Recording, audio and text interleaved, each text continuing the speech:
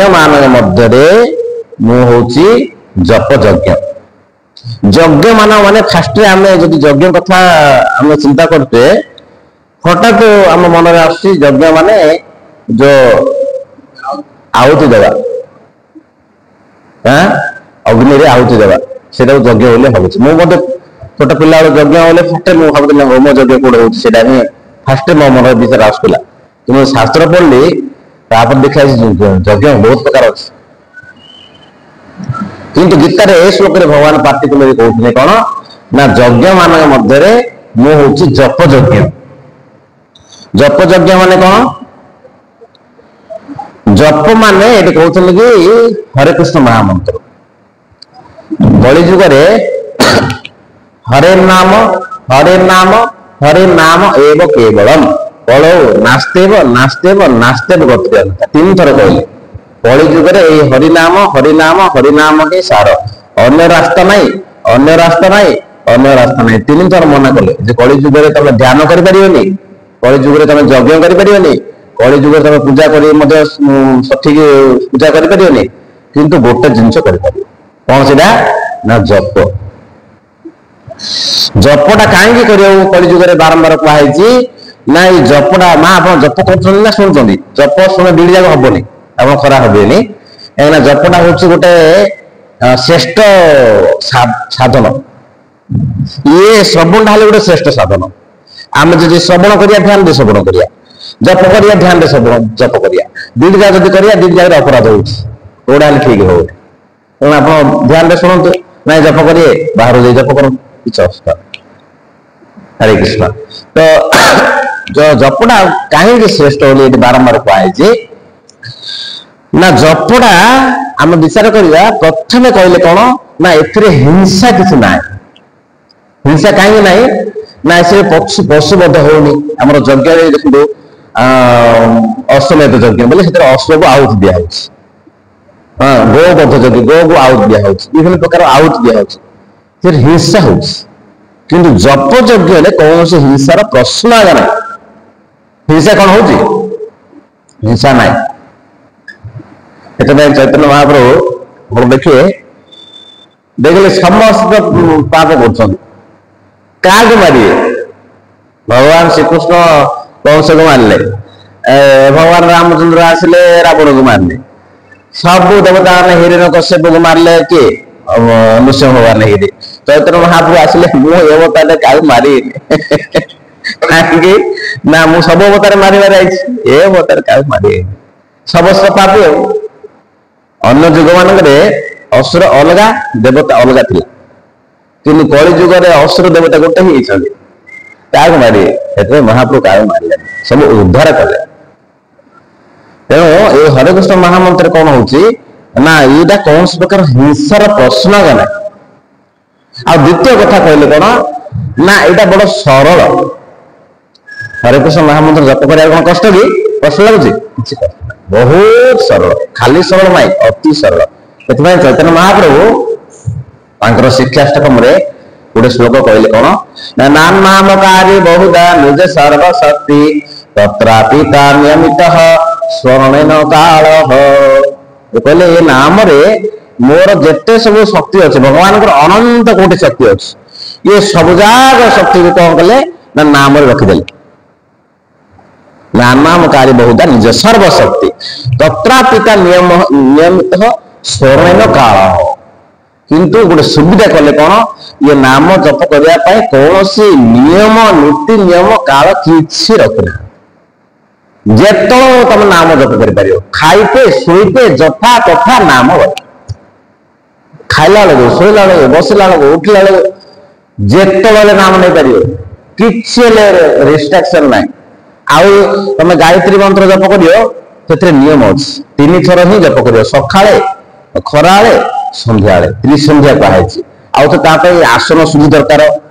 ଆଉ ଉଚ୍ଚାରଣ କରି ତମେ କରିପାରିବନି ଗାୟତ୍ରୀ ମନ୍ତ୍ର, ମନେ ମନେ କରିବାକୁ ଓଠ ଉଚ୍ଚାରଣ କରିବ, ତା ପାଇଁ ଶୁଦ୍ଧତା ଦରକାର। ଆଉ ଗୁରୁ ମନ୍ତ୍ର ଦେଇଥିବାର ଅଛି, ନିଜେ ନିଜେ ଜପ କଲେ ହବନି, ଫଳ ମିଳିବନି। ଗୁରୁ ଦେବେ, ଯୋଉମାନେ ଗୁରୁ ମନ୍ତ୍ର ଦେଇଥିବେ ସେମାନଙ୍କର ଗାୟତ୍ରୀ ମନ୍ତ୍ର ଫଳ ମିଳିବ। କିନ୍ତୁ ଆମେ ନିଜେ ନିଜେ ମନ ଇଚ୍ଛା ଜପ କରିବା ଏଥିରେ କିଛି ଫଳ ମିଳିବନି, ବୁଝିଲେ। ତାକୁ ଉଚ୍ଚାରଣ କଲେ ମଧ୍ୟ ଦୋଷ, ମନା କରାହେଇଛି ଉଚ୍ଚାରଣ କରିକି ଜପ କରିବା ପାଇଁ ଗାୟତ୍ରୀ ମନ୍ତ୍ର। କିନ୍ତୁ ହରି ନାମ ମହାମନ୍ତ୍ର, ହରେ କୃଷ୍ଣ ମହାମନ୍ତ୍ର ତମେ ଯେତେ ଉଚ୍ଚାରଣ କରିକି ଜପ କରିବ ସେତେ ଅଧିକ ଫଳ ମିଳିବ। ଆହୁରି କୁହାହେଇଛି ଚୈତନ୍ୟ ଭାଗବତରେ, ଉଚ୍ଚ ନାମ ସଂକୀର୍ତ୍ତନେ ଶତ ଫଳ ହୁଏ, ଶତ ଗୁଣ ଲାଭ ହୁଏ। 100 ଗୁଣ ମନେ ମନେ ଜପ କରିବା, ଉଚ୍ଚ ନାମ ସଂକୀର୍ତ୍ତନଟା 100 ଗୁଣ ଫଳ ହଉଛି। ଆପଣ କହିବେ କି 100 ଗୁଣ ଫଳ ହଉଛି? ନା, ପଶୁ ପକ୍ଷୀ କୀଟ ଆଦି ବଲିକୁ ନ ପାରେ, ଶ୍ରବଣ ଆଦି ଶୁଦ୍ଧ ଚିତ୍ତେ ସେ ତାରା ସବୁ ତରେ। ପଶୁ ପକ୍ଷୀ କୀଟ ମାନେ ସେମାନେ ଉଚ୍ଚାରଣ କରିପାରିବେ, ମନୁଷ୍ୟ ହିଁ ଉଚ୍ଚାରଣ କରିପାରିବେ। ଆଉ ସେମାନେ ଯଦି ଆମର ମୁଖରୁ ହରିକୃଷ୍ଣ ମହାମନ୍ତ୍ର ଶୁଣିଲେ ସେମାନେ ଉଦ୍ଧାର ହେବେ। ତ ଆପଣ ଚିନ୍ତା କରନ୍ତୁ, ମନେ ମନେ ଜପ କଲେ ଲାଭ ନା ଉଚ୍ଚ ସ୍ୱର ଜପ କଲେ ଲାଭ? ଉଚ୍ଚ ସ୍ୱର ଜପ କଲେ ଲାଭ ଅଛି। ତ କିଛି ଏଥିରେ ଦୋଷ କିଛି ନାହିଁ, ଲାଭ ହିଁ ଅଛି।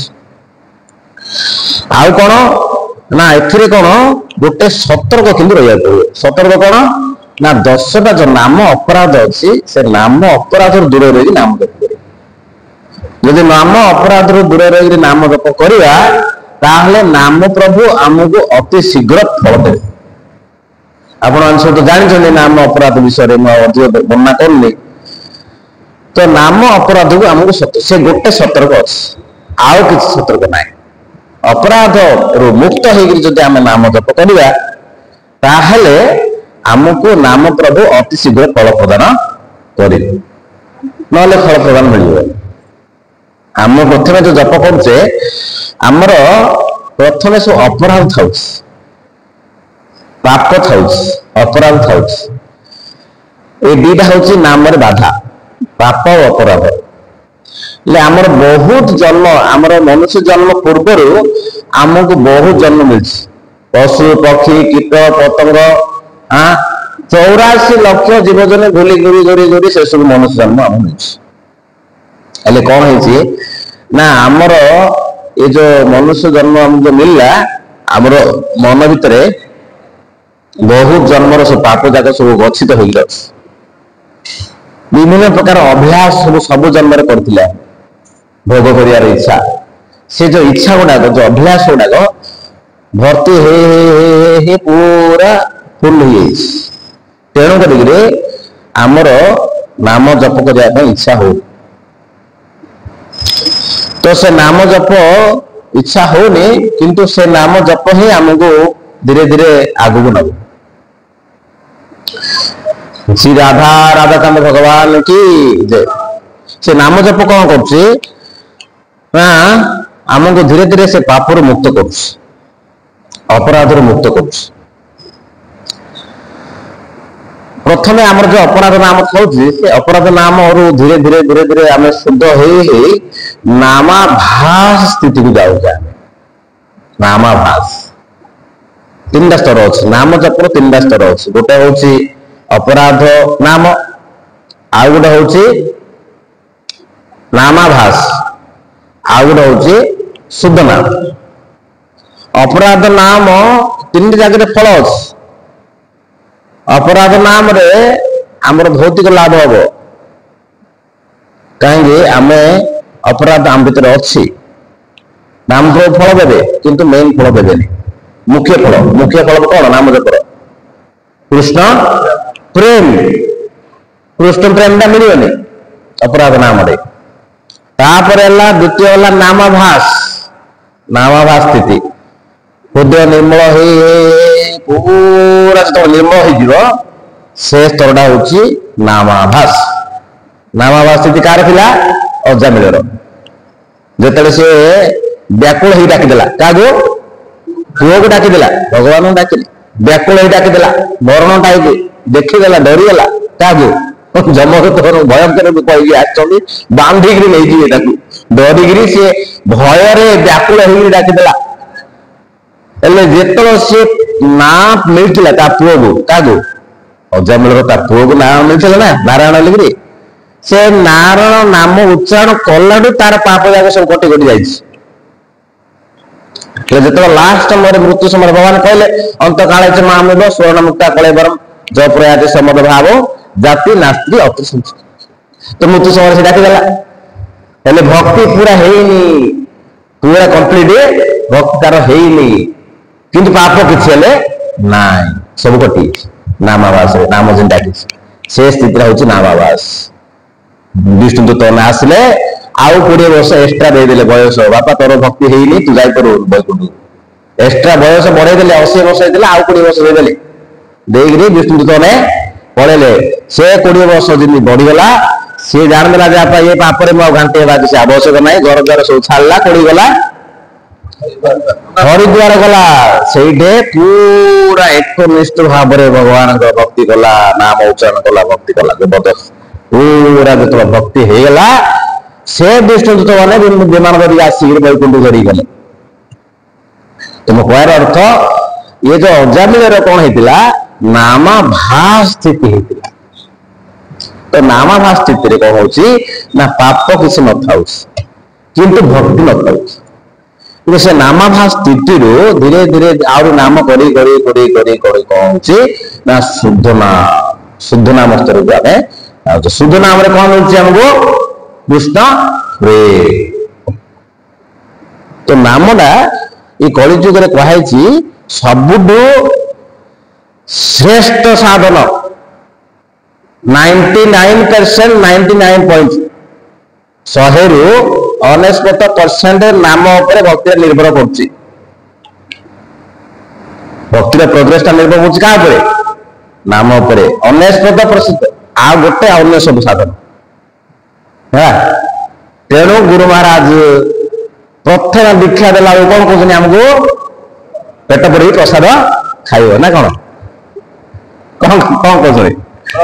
16 ମାସ ଜପ କରିବ, ଭୋଗ ଲାଗି ଖାଇବ, ଠିକ ଅଛି, କିନ୍ତୁ ପ୍ରଥମେ 16 ମାସ ଜପ କରିବ। ନାମ ଯଦି ଜପ ନହେଲା, ଗୁରୁଙ୍କର ଯୋଉ ଦୀକ୍ଷାର କିଛି ମୂଲ୍ୟ ନାହିଁ। ପ୍ରଥମେ କହିଲେ 16 ମାସ ଜପ କର। ତେଣୁ ନାମଟା କେମିତି ହେଉଛି?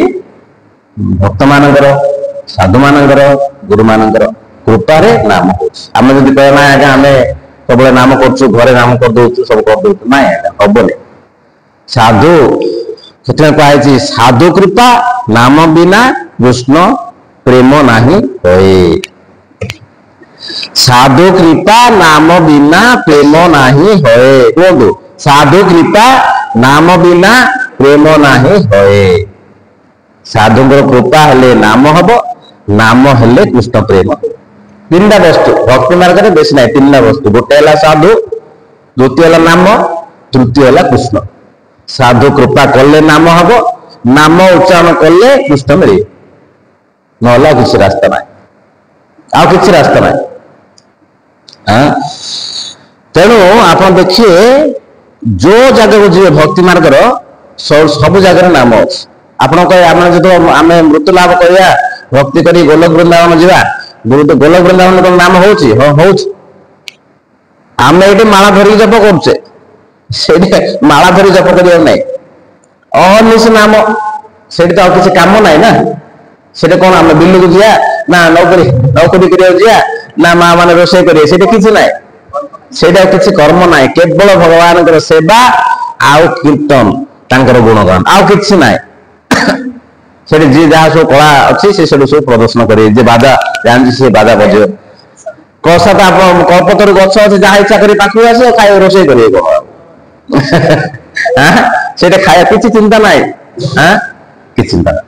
ସେ ଯୋଉଠି ଗଲେ ନାମ କରିବେ। ତେଣୁ ଏଇଠି ନାମଟା ଅଭ୍ୟାସ ଥିଲେ ଆମେ ବୈକୁଣ୍ଠ ଗଲେ ସେଟା ନାମ କରିପାରିବା। ଏଇଠି ଯଦି ଅଭ୍ୟାସ ନଥିବ, ସେଠି ଯାଇ ଆମେ ଯାଇ ତ ପାରିବାନି, ଆଉ ନାମ କରିବାକୁ ଯାଇପାରିବାନି। ଭଗବାନ ଅନ୍ୟ ଜାଗାରେ ସବୁ ପାସ୍ କରିବେ, କିନ୍ତୁ ଭଗବାନ ପାସ୍ କରିବେନି ପୁରା ଭକ୍ତି ନ ହେଇଛି। ତ ଆମେ ଦେଖିବା ସବୁ ଜାଗାରେ ଆମର ନାମ ଅଛି, ବୈକୁଣ୍ଠରେ ମଧ୍ୟ ନାମ ଅଛି। ଆପଣ ଦେଖିବେ ପ୍ରଭୁପାଦ ମହାରାଜ ତାଙ୍କର ପ୍ରାୟ ଲେକ୍ଚରରେ କହୁଛନ୍ତି, ଗୀତାରେ ଭଗବାନ ଶ୍ରୀକୃଷ୍ଣ କହୁଛନ୍ତି ସତତଂ କୀର୍ତ୍ତୟନ୍ତୁ ମାମ୍, 9 ଅଧ୍ୟାୟ 14 নম্বর ଶ୍ଲୋକରେ କହୁଛନ୍ତି ସତତଂ କୀର୍ତ୍ତନ, 24 ଘଣ୍ଟା ନାମ କର। ପ୍ରଭୁପାଦ ମହାରାଜ ସବୁବେଳେ ଏ ଇନଷ୍ଟ୍ରକ୍ସନ ଦେଲେ। ପ୍ରାୟ ଶ୍ଲୋକରେ ଆପଣ ଦେଖନ୍ତୁ 24 ଘଣ୍ଟା ନାମ କର। ଥରେ କଣ ହେଇଛି, ତାଙ୍କର ପ୍ରଭୁପାଦଙ୍କ ଜଣେ ଶିଷ୍ୟ ଲେକ୍ଚର ଦଉଥିଲେ ପ୍ରଭୁପାଦ ମହାରାଜ, ତାଙ୍କୁ ଦେଇ ପଚାରିଲେ ପ୍ରଭୁପାଦ ମହାରାଜ ଆପଣ ତ ଏବେ ଏବେ ଲେକ୍ଚର ଦେଲେ, ଏବେ ଏବେ ସବୁ ଇନଷ୍ଟ୍ରକ୍ସନ ଯାହା କହିଲେ ଏମିତି କର ସେମିତି କର ସେମିତି କର, ତ ଆପଣ ତ କାହିଁ 24 ଘଣ୍ଟା କରୁନାହାନ୍ତି, ଆମକୁ କହୁଛନ୍ତି କରିବା ପାଇଁ। ତ ପ୍ରଭୁପାଦ ମହାରାଜ ତାଙ୍କୁ ଡାକିଲେ, କହିଲେ ଆସ, କହିଲେ ମୋ ତମର କାନଟାକୁ ମୋ ପିଠିରେ ଲଗ। ତ ସେ ଶିଷ୍ୟ ଆସିଲେ, ପ୍ରଭୁପାଦ ମହାରାଜଙ୍କର ପିଠିରେ ତାଙ୍କ କାନଟାକୁ ଲଗେଇ, ତାଙ୍କ ପିଠି ଆଡକୁ ଶୁଭୁଛି ହରେ କୃଷ୍ଣ କୃଷ୍ଣ କୃଷ୍ଣ ହରେ ହରେ ହରେ ରାମ ରାମ ରାମ ହରେ। ଛାନିଆ ହେଇଗଲେ। ମହାରାଜ ଯାହା କହୁଛନ୍ତି ବାସ୍ତବରେ ସତ କଥା। ଇଆଡେ ପ୍ରବଚନ ଦଉଛନ୍ତି କିନ୍ତୁ ଭିତରେ ଇଆଡେ ନାମ ଚାଲିଛି। ମହାରାଜ ସେଟା ଯୋଉ କହୁନାହାନ୍ତି ସବୁବେଳେ ଅହର୍ନିଶି ନାମ କଲେ ସମ୍ଭବ, ନହେଲେ ସମ୍ଭବ ନାହିଁ। କ୍ୱାଣ୍ଟିଟି ତାପରେ କ୍ୱାଲିଟି। ପ୍ରଭୁପାଦ ମହାରାଜ ଦୀକ୍ଷା ନେଇଥିଲେ, ତାଙ୍କୁ ଗୁରୁ କହିଥିଲେ 64 ମାଳ ଜପ କରିବା ପାଇଁ। ଭକ୍ତି ସିଦ୍ଧାନ୍ତ ସରସ୍ୱତୀ ମହାରାଜ 64 ମାଳା କହିଥିଲେ ଦୀକ୍ଷାକୁ। ଆମକୁ ତ ପ୍ରଭୁପାଦ ମହାରାଜ ସରଳ କରିଥିଲେ, 16 ମାଳା କଲେ, କିନ୍ତୁ ତାଙ୍କର ଦୀକ୍ଷା ଥିଲା 64 ମାଳା କହୁଥିଲେ। ତ ସେ ଅଭ୍ୟାସ ହେଇ ହେଇ ହେଇ ହେଇ ହେଇ ହେଇ ସେ ଅଭ୍ୟାସରେ ପରିଣତ ହେଇଛି। ଆଉ ଜଣେ ଥିଲେ ପ୍ରଭୁପାଦ ମହାରାଜଙ୍କର ଜଣେ ଗୁରୁ ଭାଇ, ତାଙ୍କ ନାଁ ହଉଛି ଅକିଞ୍ଚନ କୃଷ୍ଣ ଦାସ ବାବାଜୀ ମହାରାଜ, ପ୍ରଭୁପାଦ ମହାରାଜଙ୍କ ଗୁରୁ ଭାଇ। ତାଙ୍କର ମଝିରେ ବେଶୀ ସିରିୟସ ଦେହ ଖରାପ ହେଲା। ଡାକ୍ତର ଗଲେ, ତାଙ୍କୁ କଣ କହୁଛନ୍ତି, ସେ ଷ୍ଟାଥୋସ୍କୋପ ପକଉନାହାନ୍ତି ହାତରେ, ପକେଇକି ଦେଖିଲେ। ପକେଇ ଦେଖିଲା ସେ ତାଙ୍କ ଭିତରୁ ନାମ ଶୁଭୁଛି ସେ ଡାକ୍ତରକୁ। ସେ ଛାନିଆ ହେଇଗଲେ। ତ ଏ ପ୍ରକାର ବହୁତ ମହିମା ଅଛି ନାମର। ମୋର ତ ବହୁତ ସଂକ୍ଷିପ୍ତ ସମୟ ଅଛି, ମୁଁ ସବୁ କହିପାରୁନି, କିନ୍ତୁ ବାସ୍ତବରେ କହିବାକୁ ଗଲେ ଏ ନାମ ଆଉ କିଛି ନାହିଁ। ଏ ନାମ ହଉଛନ୍ତି ସ୍ୱୟଂ ଶ୍ରୀକୃଷ୍ଣ। ନାମ ଆଉ ଭଗବାନ ଭିତରେ କିଛି ହେଲେ ଫରକ ନାହିଁ। ନାମ ହଉଛି କଣ? যেই নাম সেই কৃষ্ণ ভজ নিষ্ঠা করি, নামের সহিত আছেন আপনে শ্রীহরি। যেই নাম সেই কৃষ্ণ, କିଛି ଫରକ ନାହିଁ। ଆମ ନାମଟା ଗୋଟେ ସାଧାରଣ ଭାବୁଛେ, କିନ୍ତୁ ବାସ୍ତବରେ ସାଧାରଣ ନାହିଁ। ବହୁତ ନିଷ୍ଠା ସହିତ ଆମ ନାମ କରିବାକୁ, ତାହେଲେ ଯାଇକରି ଆମକୁ କୃପା ମିଳିବ। ଗୋଟେ ଘଟଣାଟି ଜଣେ ସାଧୁ କହୁଥିଲେ, ଗୋଟେ ବ୍ରାହ୍ମଣ କଣ କରୁଥିଲା ନା ଭଗବାନ ଶ୍ରୀକୃଷ୍ଣ ନାମ ଜପ କରୁଥିଲା। ଗୋଟେ ବ୍ରହ୍ମ ରାକ୍ଷସ ଆସିକିରି ସେ ବ୍ରାହ୍ମଣକୁ ଗିଳିବା ପାଇଁ ଗଲା। ସେ ଜପ କରୁଛି, ସେ ବ୍ରହ୍ମ ରାକ୍ଷସ ଗିଳିବା ପାଇଁ ଯାଉଛି, ଯିବା ସମୟରେ ସେ ବ୍ରାହ୍ମଣର ଯୋଉ ନାମ ଶୁଦ୍ଧ ନାମ ଥିଲା, ସେ ଶୁଦ୍ଧ ନାମ ଶୁଣିଦେଲା କାନରେ, ସାଙ୍ଗେ ସାଙ୍ଗେ ପରିବର୍ତ୍ତନ ହେଇଗଲା। ସିଏ ଆଉ ତାକୁ ଗିଳିଲାନି, ଛାଡ଼ିଦେଲା। ସେ ବ୍ରହ୍ମରକ୍ଷା ଯଦି ଯଜ୍ଞ କରିଥାନ୍ତା ପରିବର୍ତ୍ତନ ହେଇଥାନ୍ତା? ଶୁଣିକି ପରିବର୍ତ୍ତନ ହେଇଗଲା। ହରଦାସ ଠାକୁରକୁ ପରୀକ୍ଷା କରି ଯାଇଥିଲେ କିଏ? ହୀରା। ତାଙ୍କ ନାଁ କଣ? ହୀରା ନା? ହଁ, ହୀରା ଦେବୀ। ସେ ଜଣେ ବେଶ୍ୟା ଯାଇଥିଲା ପରୀକ୍ଷା କରିବା। ହରଦାସ ଠାକୁର କହିଲେ ମୋର ନାମ ଜପ ସରିନି, ମୋ ନାମ ଜପ ସରୁ। ତ ଗୋଟେ ଦିନ ଗଲା, 2 ଦିନ ଗଲା, 3 ଦିନ ଆସି ପରୀକ୍ଷା କରିବା ପାଇଁ ବସିଏ କଣ, ତାଙ୍କ ନାମ ଜପର ପ୍ରଭାବ ଏତେ ଜୋରରେ ପଡିଲା ତା ଉପରେ, ସେ ହୀରା ଉପରେ, ସେ ନିଜେ ଜପ କରି ଆରମ୍ଭ କରିଦେଲେ। ନିଜେ ଜପ କରି ଆରମ୍ଭ କରିଦେଲେ, ତାଙ୍କ ହୃଦୟ ପରିବର୍ତ୍ତନ ହେଇଗଲା। ତାପରେ ଦେଖିଲେ, ଆରେ ମତେ ତ ସେ ରାଜା ପଠେଇଥିଲା ତାଙ୍କୁ ମୁଁ ମୋହିତ କରିବା ପାଇଁ, ମୁଁ କଣ ନାମ ଜପ କରୁଛି? ତାପରେ ସାଙ୍ଗେ ସାଙ୍ଗେ ତାଙ୍କର କଣ କହୁଛନ୍ତି ସେଟାକୁ, ସେ ନିଜକୁ ଅପରାଧୀ ଫିଲ୍ କଲେ। ଅପରାଧୀ ଫିଲ୍ କରିକି ସେ ଦଣ୍ଡବତ ପ୍ରଣାମ କଲେ। କାହାକୁ? ହରିଦାସ ଠାକୁର ପ୍ରଣାମ କରିକି କହିଲେ, ମହାରାଜ ମତେ କ୍ଷମା କରିଦେବେ, ମୁଁ ବାସ୍ତବରେ ଆପଣଙ୍କୁ ପତନ କରିବା ପାଇଁ ଆସିଥିଲି, କିନ୍ତୁ ବାସ୍ତବରେ ମୁଁ ଜାଣିପାରିଲିନି ମୁଁ କେତେ ବଡ ଅପରାଧ କରିବାକୁ ଯାଇଛି। ତାପରେ ସେ ନାମାଚାର୍ଯ୍ୟ ହରଦାସ ଠାକୁର କହିଲେ, ନା ନା ନା, ତମର ଏଥିରେ କିଛି ଭୁଲ ନାହିଁ। ମୋର ତମ ଯୋଗ ବୋଲିକି ମୋର 3 ଲକ୍ଷ ନାମ ହେଲା। ସେ ଆହୁରି ତାଙ୍କୁ ଥ୍ୟାଙ୍କ ୟୁ, ଧନ୍ୟବାଦ କହିଲେ। ଆହୁରି କହିଲେ, ତମେ ଚିନ୍ତା କରନ, ତମର ଆଜିଠୁ ପାପ ସବୁ ନଷ୍ଟ ହେଇଯାଇଛି। ତୁମ ଘରେ ଯାହା ସବୁ ଧନ ସମ୍ପତ୍ତି ରଖିଛ ସବୁ ଯାହା ବ୍ରାହ୍ମଣଙ୍କୁ ଦାନ କର। ଏଠିକି ଆସ, ମୁଁ ତମକୁ ମାଳା ଦେବି, ଜପ କର, ତୁଳସୀ ମାଙ୍କର ସେବା କର। ତ ତାଙ୍କୁ ଦୀକ୍ଷା ଦେଇଦେଲେ ହରଦାସ ଠାକୁର। तो नाम पाखे सब हार मान बड़ बड़ रोगी जोगी मुनि माने फेल ही आप देखिए अम्बरीश महाराज जो नवदा भक्त किए करते अम्बरीश महाराज करते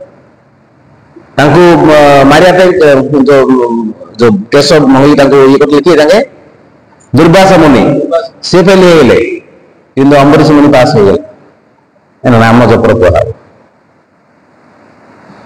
तो ये कहुई कौन ना नाम जपड़ा एत बड़ श्रेष्ठ कलिजुगर कहुई ना आमको अन्य साधन किसी दरकार नहीं केवल आम जो नाम जप करिया शुद्ध नाम जप करिया ताहले आमर परम गति लाभ हम हाँ आउटा केवल संभव कि साधुंर कृपारे संभव हाँ आउ कौन ना नाम जपर गोटे उद्देश्य कौन ये नाम जपर गोटे उद्देश्य नाम नामर फल हूँ नाम आप कहली ना नामटा आमर हृदय आमर मुखरे सर्वदा उच्चारण हम ना बड़ कष्ट मृत्यु समय नामटा हेनी एत सहज कथा ना कहीं ना आम हूँ भौतिक नामटा हूँ दिव्य वस्तु तो दिव्य वस्तु को आमको धारण कर शक्ति ना कहुई अतः श्रीकृष्ण नामादि न भवे जहाँ इंद्रिय सेवान मुख्य ही जीवादो स्वयं स्वयं ना कृष्ण निजे आसवे आम मुखरे उच्चारण करेंगे मुख को आसवे निजे भगवान से उच्चारण करेंगे आम उच्चारण करेंगे आम निजे हो पार कहीं आम भौतिक आम भितर बहुत भक्ति होती पाप जाग हठात हबनी नाम उच्चारण भगवान को कृपा ना भगवान निजे न आसी बसी आम नाम उच्चारण कले मैंने भगवान आसिक नृत्य कर मुखरे तो ये संभव नहीं तो नाम करी करी करी करी करी धीरे धीरे जो पाप पूरा मुक्त हम से जो आप कहले प्रभुपाद महाराज 24 घंटा जप कर संभव तापर आमर कौन हम नाम जपर पूर्ण फल मिल अंते नारायण स्मृति हम तापर आमर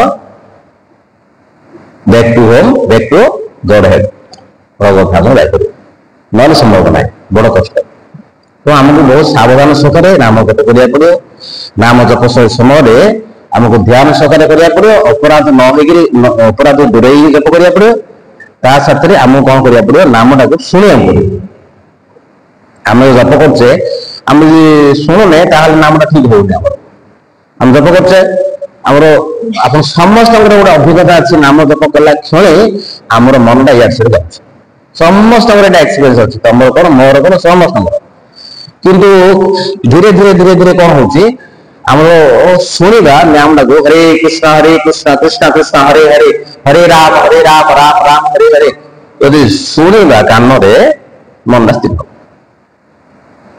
हम जो पर्ण आम नामटा को कान रे सुनिले से पर्ण आमर मनटा स्थिर हेबोनी नाम रे तेणु आमको ए गोटे जिन ध्यान ध्यान देवा पड़ो शुणी शुणी जप करिया पड़ो